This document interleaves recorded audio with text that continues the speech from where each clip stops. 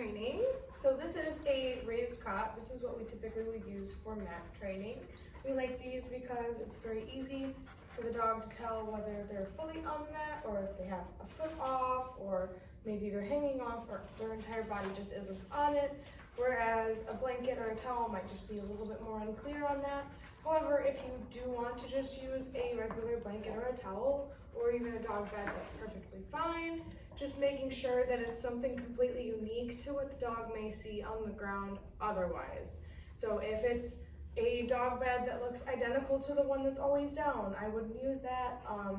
We want to make sure that it's unique so that the dog knows the second that it is on the ground that they're supposed to go on it, and we also don't want it to stay on the ground.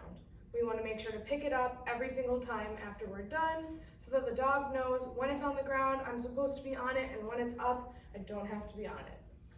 So whenever we're ready, we'll just put the mat down, and he should just hop right on there, all on his own.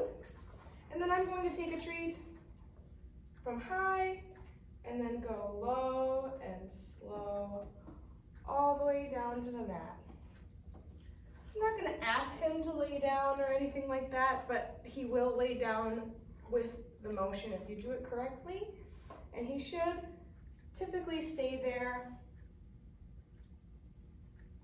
He's a good boy.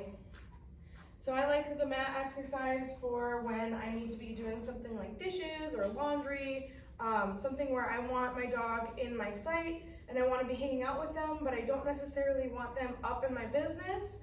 I'll put them on the mat so that I can be there with them and they can be doing something and not doing something that might not be productive when I'm trying to clean. So another way you could use this too is, like, say your kids are running around and having a lot of fun and maybe it's just a little bit too much for River. Okay, we can plop the mat down on the ground and just help him out there for a little bit and help him calm down using the mat. Because we focused so hard and so long on relaxation on the mat, he should pretty quickly begin to relax the minute he hits the mat. You good boy? Yeah, you're a good boy. You can also use this when people come over. You can just put him on the mat before they come inside, and you can have him stay on the mat until you and they are ready. And you can practice this simply by going to a door and opening it while he's on the mat.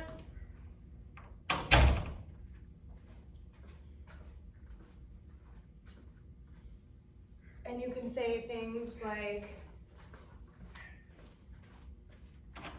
"Hello, you want to come on in?"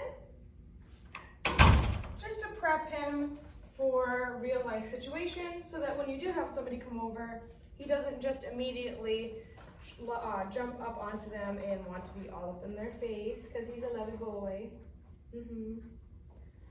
And so you see, he almost got up, but he thought about it.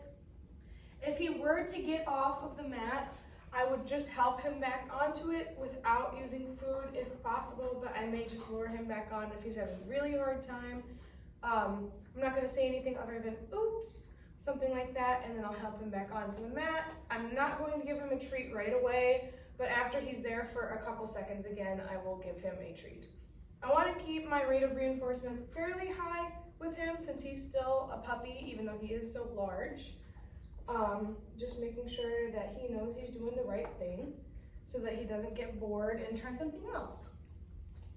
So whenever we're ready, I'm just going to say, okay, and throw a piece of food off of the mat, and I'm going to immediately pick the mat up so that he can't just jump right back on there like he wants to, and then I'm going to put the mat away when I am done.